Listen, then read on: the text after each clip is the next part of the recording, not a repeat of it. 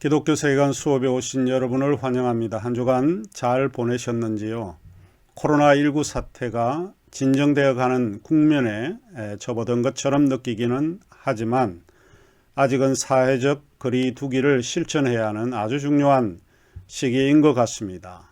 저희들이 4월 말까지 비대면 강의를 하기로 결정하였기 때문에 몇 주 더 여러분이 인내해 주시면 고맙겠습니다. 그러면 기독교 세계관 수업을 시작하도록 하겠습니다. 지난 4주차 강의에서는 4장의 하나님과 창조에 관한 신학적 논의를 마치고 철학적 논의를 시작하면서 철학적 논의를 마치지 못했던 걸로 기억됩니다. 하나님과 창조에 관한 철학적 논의에서 지난주 우리가 마친 것은 당구공의 우주 모델까지 다루었던 걸로 기억이 됩니다. 오늘은 5주차 수업의 첫 번째 강의로 우리 기독교 변정학 교재 119쪽 마지막 줄에서부터 시작하도록 하겠습니다. 자, 이 마지막 줄에서 시작하는 창조에 관한 과학적 모델로 되어 있습니다. 자, 네 번째의 이 모델은 내재주의 혹은 유기체 우주 모델입니다. 이 모델은 최근 과학적 모델이나 과정 사상적 모델이라고 볼 수 있습니다. 또 여기에 헤겔의 절대 정신과 화이트헤드라고 하는 철학자의 범죄 신론이 이 모델에 해당이 된다라고 볼 수 있습니다. 자, 우리가 이제 기억을 해야 되는 것 중에 하나가 헤겔의 절대 정신인데, 지난번 수업에서도 헤겔의 절대 정신을 다뤘던 걸로 생각이 되어집니다.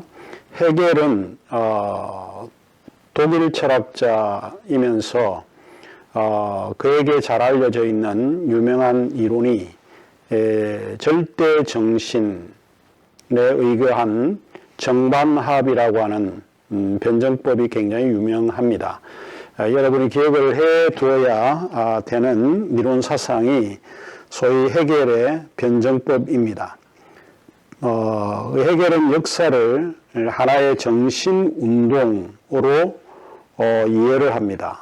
그러니까 세계는 일종의 거대한 정신입니다. 정신이라고 할 때 그 정신은 살아있음을 의미하기도 합니다.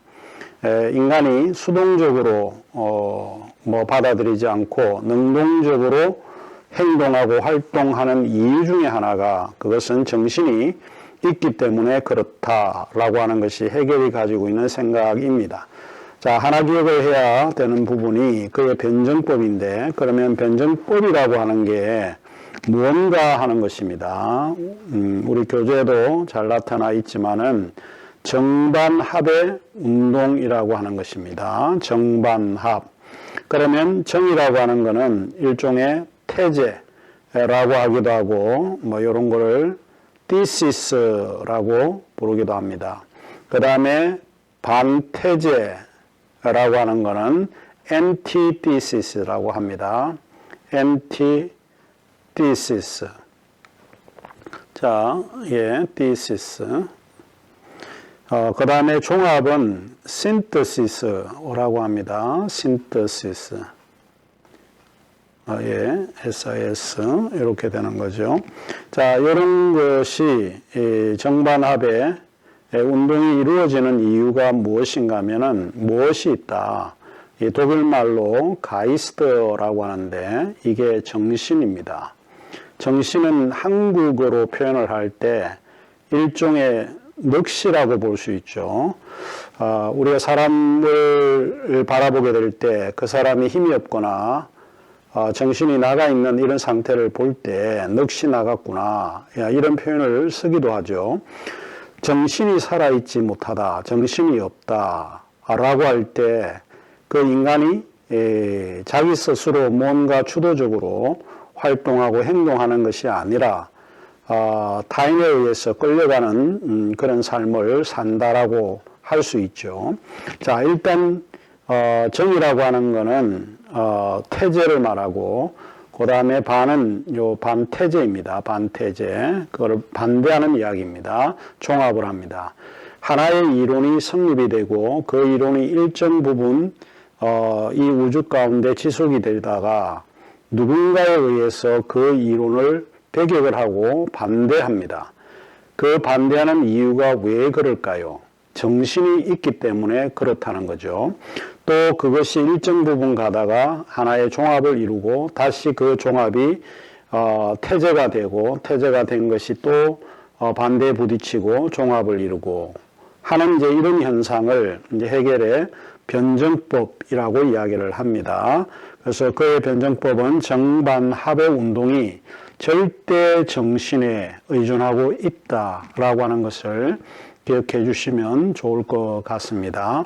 해겔은 세계 정신은 역사 과정 안에서 자기를 실현하여 가는 것이다 라고 표현을 했습니다. 이것을 인간에게 적용을 하다 보면 인간이 무엇을 규정을 할 거냐, 일종의 정신으로 규정을 한다라고 할 때 그 정신이 있기 때문에 이 역사 과정 속에서 무엇인가를 성취하려고 노력해 갈 수 있다라고 보는 거죠. 해겔의 요 역사 이해를 좀 기억을 해 주시면 좋을 것 같습니다.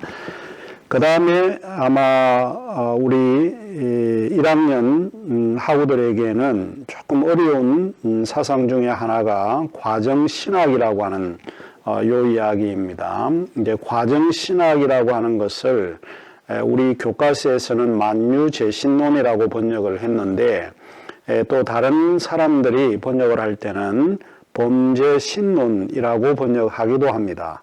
범죄신론이라고 하는 거를 만유재신론 이런 거를 영어에는 하나인데 팬앤티즘이라고 이야기를 합니다. 자, 여기 팬앤티즘이라고 할 때 사실은 팬이라고 하는 거는 all이라고 하는 뜻입니다. 모든 것, 모두를 이야기를 합니다.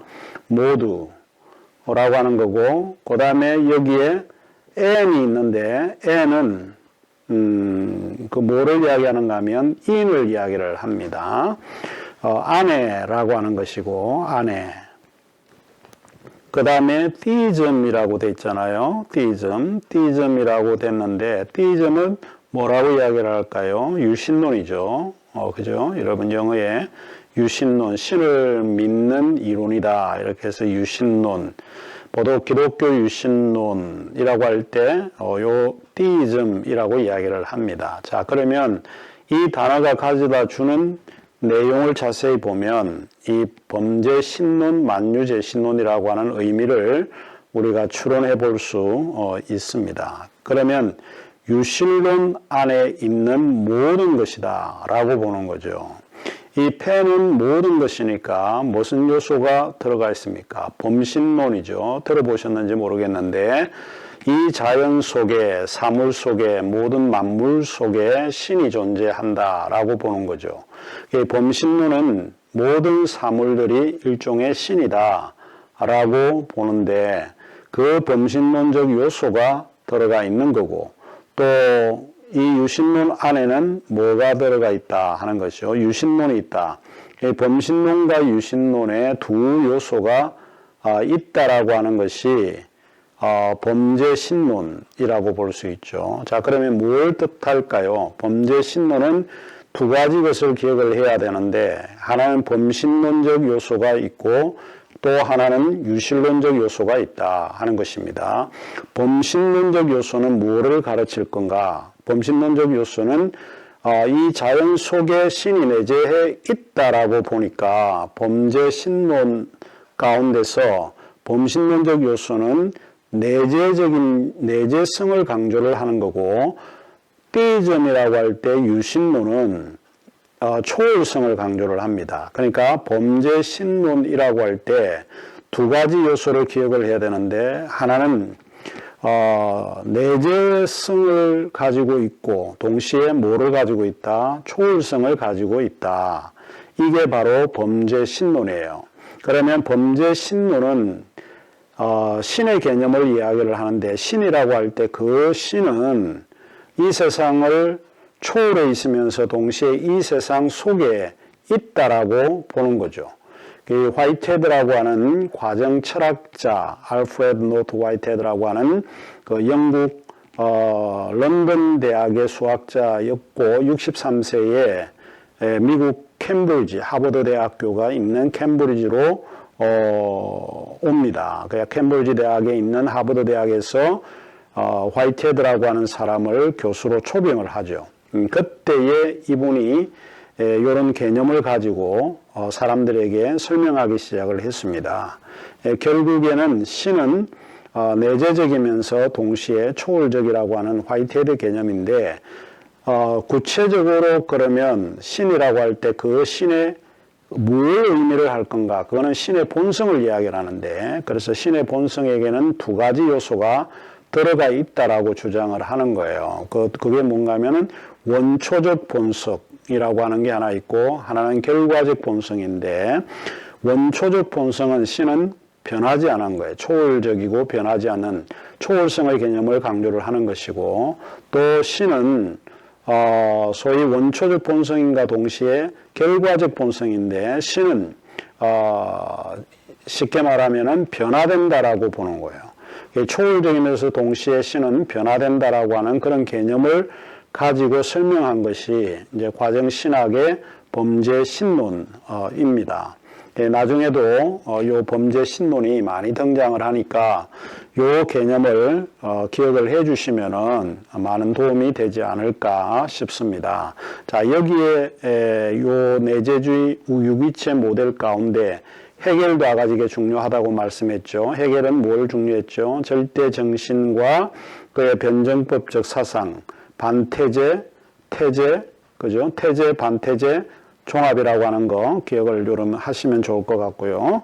그 다음에 이제 여기에 해당되는 사람이 조금 전에 설명을 했듯이 화이트헤드라고 하는 사람하고 그 다음에 하버드 대학교의 박사 과정에 있을 때 화이트헤드로부터 요 과정 철학을 배웠던 찰스 하츠 홈이라고 하는 요 사람하고 그 다음에 잔 콥이라고 하는 이런 사람에 의해서 지지가 되었던 세계관입니다. 요런 분의 사람들을 좀 나중에 제가 기회가 되면 설명을 조금 해드리도록 하겠습니다. 자, 그러면 우리 이 교재에 나와 있는 거를 간단하게 좀 설명을 해드리면 과정 신학의 모델이 현대인들에게 매력적이다라고 오늘 우리 교재에서는 좀 설명을 하고 있는데 그 이유는 뭔가? 적어도 네 가지 것에 의해서 과정 신학이 중요한 매력을 가지고 있다라고 이야기를 하고 있습니다. 첫째, 하나님과 피조물의 관계를 계속적인 역사적 목적론으로 보기 때문에 그렇다라고 보는 거죠. 어떤 목적을 가지고 역사 속에서 지속적으로 하나님도 노력을 하시고 피조물인 인간도 노력을 하는 그런 형태라고 하는 것을 좀 설명을 해준다. 두 번째로 사물들이 변화하고 우연적임을 인정한다라고 보는 거죠. 아마 우리 신입생 여러분들에게는 기독교 사상에서 우연이다라고 할 때 그 우연에 대한 어휘를 좀 좋게 받아들이지 않는 것 같기도 합니다. 왜냐하면 기독교는 우연보다도 어떤 목적을 가지고 이 세계가 지어지고 살아간다라고 생각을 해왔기 때문에 아마 우연이라고 하는 말을 조금 싫어할지도 모르겠습니다. 근데 과정 신학의 모델은 이 모든 사물은 변화된다는 거예요. 변화되지 않는 거는 이 세계에 하나도 없다. 변화라고 하는 거는 change라고 하는 건데 이 세상에는 고정적이고 있는 그대로 존속하는 거는 하나도 없다. 모든 사물은 다 변화가 됩니다. 여러분이 여러분을 볼 때 이미 출생을 해서 성장을 하고 지금 대학생이 되고 앞으로 나이가 들어서 소위 이제 죽음 앞에 놓이게 되는 거죠. 이거는 뭘 이야기하는가 하면 여러분이 태어났다가 살다가 죽는다는 것은 일종의 변화를 이야기합니다. 이 세계는 변화되지 않는 것은 하나도 없다는 거예요. 인간의 마음도 변화되고 모든 것은 다 변화될 수밖에 없다. 그런 거죠. 우연적이라고 하는 말은 왜 그런가? 이 과정사상가들은 세계를 닫힌 세계로 받아들이지 않고 열린 세계로 받아들이고 있다라고 생각을 하는 거죠. 그래서 우연적이다라고 하는 것은 어떤 계획된 것이 되는 것이 아니라 어떤 관계에서 모든 것이 파생되어진다라고 하는 뭐 그런 이유 때문에 사실은 뭐 이 우연적이라는 개념을 가지고 이 모델은 좀 설명을 하고 있다라고 보는 거죠. 혹시 여러분 지난번에 우리 한국에 굉장히 유명했던 기생충이라고 하는 그런 영화를 보셨는지 모르겠습니다. 그 영화를 보면 많은 사람들이 그런 이야기를 많이 하잖아요. 성공하고 그런 아들한테 하는 말이 너는 다 계획이 있었구나. 뭐 이런 이런 이야기를 한 거 기억나시죠? 이 세계는 다 모든 것이 계획이 있다. 모든 것은 어떤 하나님의 섭리에 따라 움직인다라고 하는 것은 기독교적입니다. 그런데 우연이라고 하는 것은 이 세계가 다 계획된 대로 움직이지 않는다라고 보는 거죠. 나중에 홍수가 나서 송광호하고 아들하고 큰 이렇게 소위 이제 학교 강당에 모여가지고 누우면서 그런 이야기를 하죠. 사실은 가장 큰 계획은 계획을 세우지 않는 거다. 그러니까 우리가 원하는 계획대로 세상은 다 그렇게 움직여지지 않는다라고 보는 거죠. 여러분도 여러분 자신을 한번 생각해 보면 내가 이 세계에 어떤 내 목적을 가지고 지금 현재 내가 이렇게 존재한다라고 생각하는 사람은 그렇게 많지 않을 거라고 생각을 합니다. 어쩌다 보니까 내가 우리 부모님을 만나게 되고 부모님 밑에서 자녀로 태어나게 되고 어쩌다 보니까 서울에서 태어나기도 하고 또 시골에서 태어나기도 하는 거죠. 우리가 생각할 때는 이게 다 하나님의 계획이다 이렇게 생각을 하지만 과정사상가들은 그런 개념으로 설명하지 않고 우발적이라고 이제 보는 거죠. 우연적으로 우리가 이 세상에 태어나서 살아가는 존재다라고 보는데 과정 신학의 모델은 그런 개념으로 이 세계를 좀 설명을 하고 있다라고 보는 거죠. 그 다음에 세 번째로 과정 신학의 모델이 현대인들에게 매력적인 이유는 이원론의 문제를 해결을 합니다. 우리가 오랫동안 하늘과 땅, 아버지와 어머니, 뭐 남자와 여자, 이원론적으로 세계를 보는 이런 세계관에 익숙해 있었는데 과정사상은 이 이원론의 문제를 부정하고 바꿔갑니다. 이 세계는 이원론이 아니라 그보다 더 많은 다원적인 그런 형태의 세계다라고 하는 것을 설명을 합니다. 이제 이런 점에서 기존의 것에 대해서 반대할 수 있는 그런 사상이기 때문에 좀 과정사상의 모델이 현대인들에게는 좀 매력적이지 않았을까 싶기도 합니다. 그 다음에 네 번째로 현대과학과 잘 조화를 이룹니다. 이제 과정사상은 상당히 과학적인 사고 틀을 가지고 있다라고 보는 거죠. 현대과학에서 이제 양자학이나 불확정성 원리 들어보셨는지 모르겠는데 하이젠베르크라고 하는 소위 물리학자가 있습니다. 그 사람이 지은 이론이 이 불확정성 원리, Principle of Uncertainty라고 이야기를 하는데 불확정성 원리라고 하는 것은 뭘 이야기하는가 하면 우리가 아무리 어떤 예측을 해도 그 예측대로 되어지지 않는다라고 보는 거예요. 쉽게 말하면 과학자가 자기 이론을 발표하기 위해서 실험도 하고 이렇게 할 거잖아요. 그 실험을 할 때에 동일한 시간과 동일한 자료와 또 동일한 행위를 가지고 실험에 참여하는 두 사람이 있다고 우리가 가정을 한번 해보고 A라고 하는 사람도 동일한 시간과 동일한 자료, 동일한 행위를 했다고 해도 결과가 달라요. 왜 다른가? 그거는 결국에는 그 관찰자, 실험하는 실험자의 행위가 실험의 결과에 영향을 크게 미친다는 거예요.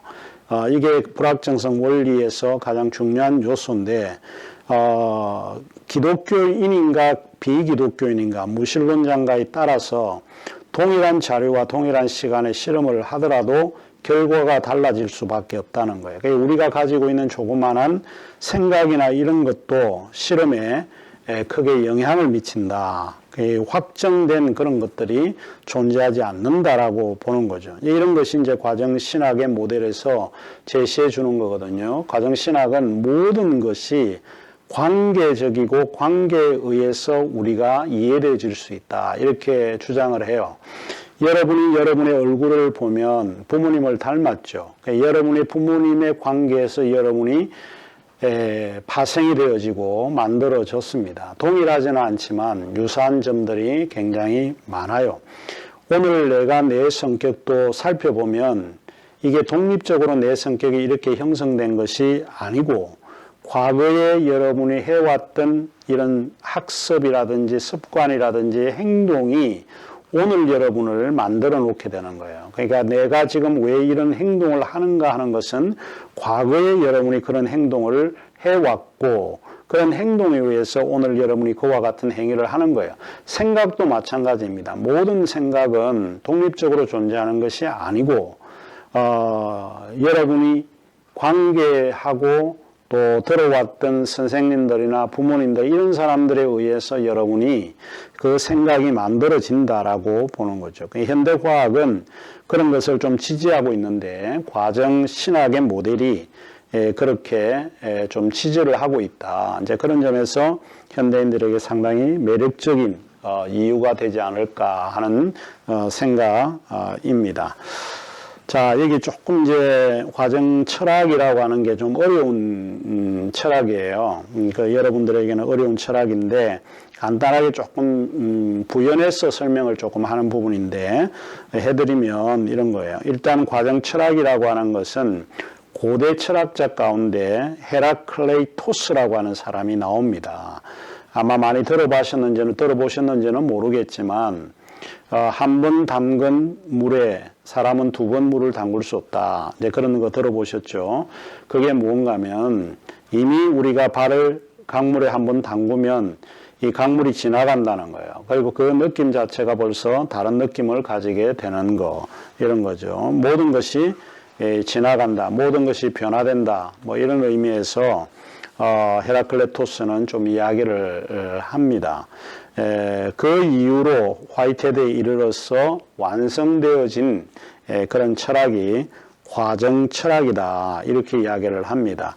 그리고 흔히 과정 철학을 유기체 철학이다. 이렇게 부르기도 합니다. 유기체 철학이라 부른 거는 조금 전에 설명을 했듯이 모든 사물은 관계적이고 의존적입니다. 돌멩이 하나를 이 지구에 던진다고 해도 이 지구 전체가 그 돌멩이 하나에 의해서 영향을 받는다라고 보는 거죠. 지금 현재 우리 한국에 또 전 세계적으로 일어나고 있는 코로나19라고 하는 이 질병이 뭘 이야기하는 거예요? 영향을 끼치는 거예요. 전염성이 강한 거죠. 그래서 그 서로 관계적이고 의존적이기 때문에 이런 것들이 조금 부정적으로 사람들에게 영향을 미치고 있습니다. 반대로 좋은 점도 많습니다. 좋은 것도 서로 관계를 맺고 의존적이면 더 좋은 것이 만들어지고 생성이 되어진다라고 하는 거죠. 뭘 이야기를 하는 걸까요? 유기체 철학이라고 하는 것은 모든 것은 영향을 받고 영향을 준다는 거예요. 기독교인들도 그렇고 비기독교인들도 그렇고 이 사물도 그렇다라고 보는 거고 영향을 받고 영향을 주지 않는 것은 이 세계에 하나도 없다라고 하는 거예요. 모든 사물은 서로 유기적이다. 연결되어 있다는 거예요. 연결되어 있다는 거죠. 지금 SNS 여러분이 연결해가지고 살죠. 그 소셜이라고 그러잖아요. 소셜, 사회적이라고 그러는 거예요. 관계적이라. 이 소셜이라고 하는 거는 관계적인데 1960년대에 이미 우리가 사용하고 있는 소셜 네트워크이라고 하는 것이 이미 1960년대 화이트헤드가 사용된 용어예요. 모든 사물은 서로 연결되어 있다. 신도 세계에 영향을 주고 신도 세상에 의해서 영향을 받는다는 거예요. 이거는 기독교인들이 받아들이기는 어려운 부분이긴 하지만 이 과정 철학은 이것을 이야기를 합니다. 이것을 화이트헤드는 소위 이 서로 넥서스라고 보는데 화물의 연결막, 우리가 네트워크망이라고 그러잖아요. 이런 거라고 부릅니다. 일단 화이트헤드가 주장했던 과정 철학이라고 하는 게 이 정도로 조금 기억을 하면 나중에 수업을 하는데 좀 도움이 되지 않을까 싶긴 합니다. 자, 그 다음에 이제 우리 모델로서 피조계에 대한 인격주의적 모델을 우리 교과서는 이야기를 하고 있습니다. 자, 인격주의라고 하는 게 뭐냐라고 하는 것이요. 인격주의는 행동하는 자유로운 도덕적 주체에 대한 관심입니다. 자, 재미나는 거죠. 우리가 자유롭게 행동하는 도덕적인 주체예요. 인격주의는 여기서 행동 자유 도덕이라고 하는 한 단어를 같이 연결되어 있다라고 생각을 해도 됩니다. 우리가 도덕적인 주체뿐만 아니고 도덕이라고 하는 것은 우리가 스스로 결정하고 행하는 것을 이야기를 하죠. 그래서 우리는 이미 자유롭게 출생을 하고 그런 존재이다라고 이제 보는 거죠. 인격주의는. 인격은 곧 인간의 자유를 의미합니다. 어느 누구에 의해서도 우리가 강요받을 수가 없는 존재입니다. 우리는 이미 자유로운 존재이기 때문에 우리가 스스로 결정하고 스스로 선택해서 살아가는 존재일 수밖에 없다라고 하는 그것이 인격주의의 모델이라고 볼 수 있는 겁니다. 인격주의 모델의 시작은 또 한 사람의 철학자가 나옵니다. 아마 여러분 기독교 세계관을 공부를 하면서 왜 이렇게 철학자가 많이 나오지? 이렇게 의구심이 들 때가 있습니다. 학문이라고 하는 것은 우리 신앙 서적을 읽는 것과는 조금 다른 의미가 있는 것이죠. 임마누엘 칸트라든지 여러 철학자들의 서적을 우리가 배우게 되는데 인격주의 모델은 이 임마누엘 칸트라고 하는 사람에 의해서 비롯되었습니다. 이미 독일이라고 하는 퀘니스 베르크라고 하는 아주 작은 도시에서 출생을 했습니다. 임마누엘 칸트는 매우 키가 작은 사람입니다. 아마 남자의 키로서는 153cm 정도밖에 안 되는 아주 작은 철학자입니다. 평생 결혼을 한 적이 없고 모든 것은 교과서적인 인생을 살았습니다. 다르게 이야기하면 그는 도덕적으로 살았던 인생, 그런 표본이 되는 철학자라고 볼 수 있습니다. 자기가 정해놓은 시간을 어긴 일이 없을 정도로 철저했던 그런 사람입니다. 우리는 우리 자신에 대해서 굉장히 관용적이고 너그럽죠. 그러나 임마누엘 칸트는 다른 사람에게 대해서는 굉장히 관용적인데 자기에 대해서는 관용하지 못했던 철학자가 임마누엘 칸트입니다. 그래서 케니스 베르크라는 아주 작은 도시에서 출생했을 뿐만 아니라 그 고장을 벗어난 적이 없는 철학자입니다. 그럼에도 불구하고 서구의 철학은 사실은 지난번에 플라톤도 중요하다고 했지만 임마누엘 칸트를 무시할 수가 없습니다. 경험주의와 합리론을 종합을 했던 철학자이기 때문에 임마누엘 칸트를 무시할 수가 없다라고 하는 것을 제가 말씀을 드렸던 것으로 생각이 됩니다. 왼쪽에 보이는 사람이 임마누엘 칸트입니다. 제가 좀 실수를 했네요. 153cm가 아니고 157cm의 작은 키입니다. 서양 근대 철학을 종합한 독일의 철학자라고 일컬어지고 있습니다. 굉장히 깡마른 몸매에 허약한 체질이었다고 합니다. 그리고 규칙적인 생활을 하는 것으로 유명했고 매일 정확히 오후 3시 30분에 산책을 했다고 하는데 동네의 소위 아낙네들이 시간을 모를 때는 이 칸트가 지나 산책하는 시간을 보고 시간을 맞추었다고 할 정도로 굉장히 시간에 엄격했다고 합니다. 칸트 그러면 우리가 떠올릴 수 있는 세 가지 중요한 질문을 이야기를 했는데 그 중에 하나가 나는 무엇을 알 수 있는가 하는 질문을 했다고 합니다. 이게 뭘 이야기할까요? 이거는 진리 문제입니다. 나는 무엇을 해야 하는가? 이게 행동의 문제죠. 이거는 윤리의 문제고 도덕의 문제에 대한 질문을 했다고 하고 나는 무엇을 희망해도 좋은가? 종말론의 문제예요. 미래의 문제, 시간 문제. 이게 대해서 이런 철학의 물음들이 철학의 전체를 구성하고 있는 세 가지 질문이다라고 이야기를 했습니다. 다시 말하자면 무엇을 알 수 있는가 하는 것은 인식의 문제고, 두 번째는 무엇을 해야 하는가 하는 윤리의 문제고, 하나는 소위 종말론의 미래에 일어날 것에 대한 질문이었다라고 하는 이야기입니다. 자, 이제 피조계에 대한 인격적 모델에서 우리가 설명을 해야 될 텐데, 미국의 인격주의 관념론에 대해서는 두 번째 시간에서 다시 여러분을 뵙도록 하겠습니다.